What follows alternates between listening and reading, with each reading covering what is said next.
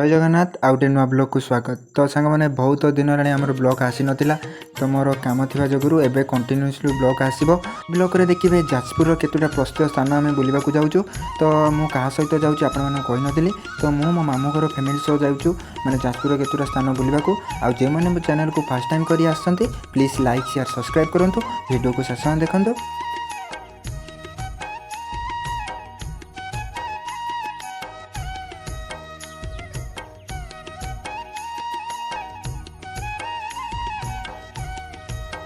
आमे प्रथमे पहुँचलु बाबा बरुणेश्वर मंदिर रे।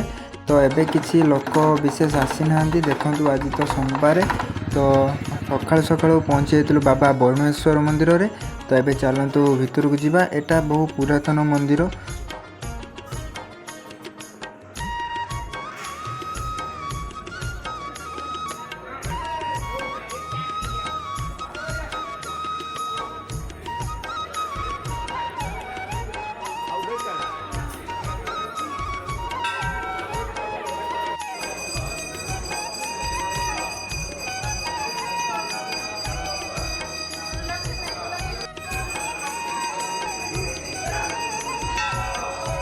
भितर को आमर नना मना कले आमर फोटो उठाइवाई तो मुझे भितर फोटो उठेली।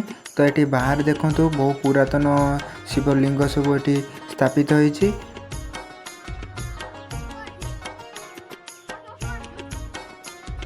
बरुणेश्वर मंदिर को पाखक लगी गोटे मंदिर अच्छी से जगन्नाथ मंदिर आपण मानू देखेबी।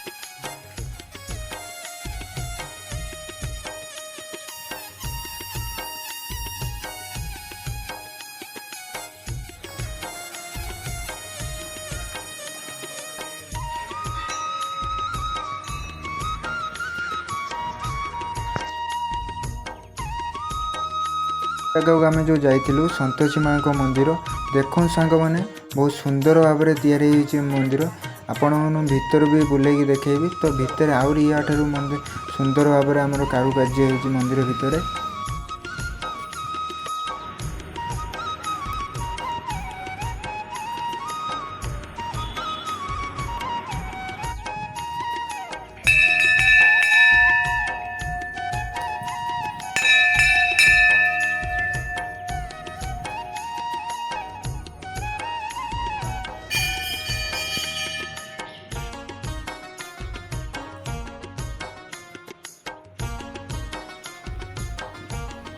मैंने जदि मंदिर को आपण मैंने आसवे निहासी कमेंट सेक्शन में जनइबे।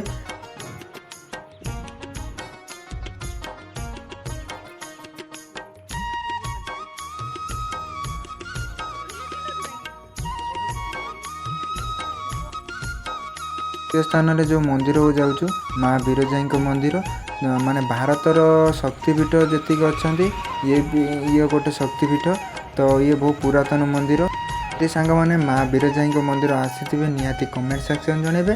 तो एबे आमे पहुँची गलु माँ बिरजा मंदिर पाखरे। तो एबे चलतु गोड़ धोइबा। गोड़ धोई सारा पर तो आपण मैंने भितर तो मंदिर भितर को माने जोटी हमर गर्भगृह भितर को फोटो उठाया निषेध।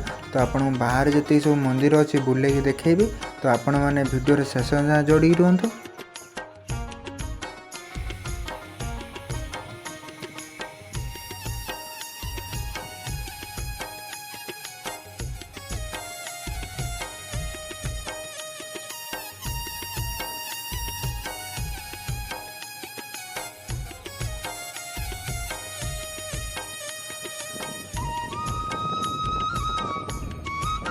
जाई मंदिर रे गोटे मते भारी खराब लगिला नना को माने कथा।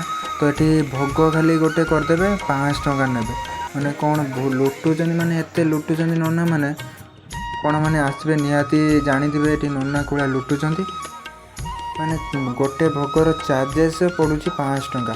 माने गोटे गरीब लोक आसी कौन भोग कर 100 टंकार भी भोग माने देला विदागी नना नौना माने आपण मैंने जदि आसवे तो नना केते कौन पैसा नौ आपण अंग लिभे।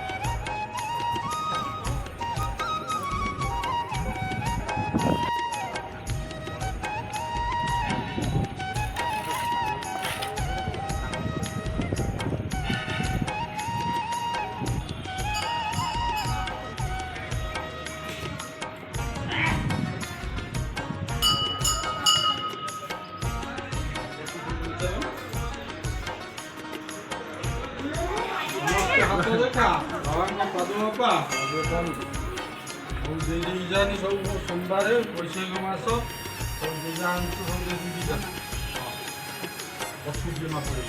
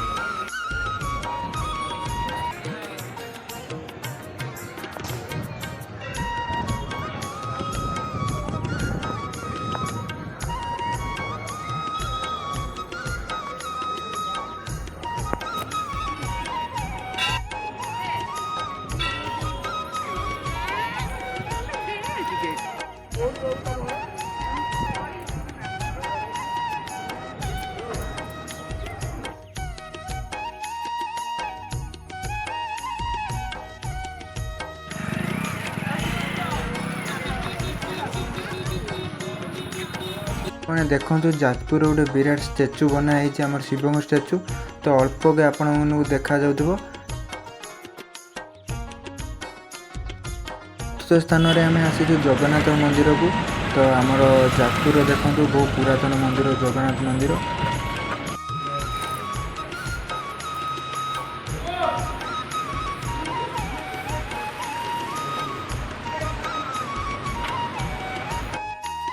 ମନ୍ଦିର ଭିତରକୁ ଫୋନ୍ ଏଲାଉ ନାହିଁ ତ ବାହାରେ ଆପଣଙ୍କୁ ମନ୍ଦିର ପାର୍ଶ୍ୱରେ ଯେତିକି ସବୁ ଦେବାଦେବୀ ଅଛନ୍ତି ଆପଣଙ୍କୁ ଦେଖେଇବି।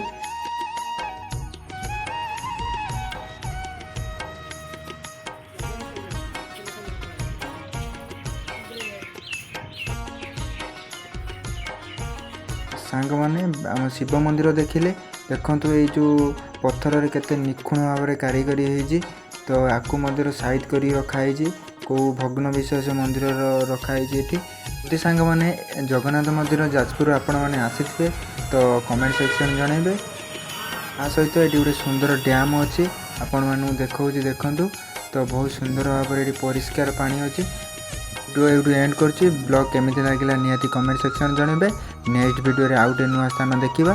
ଜୟ ଜଗନ୍ନାଥ।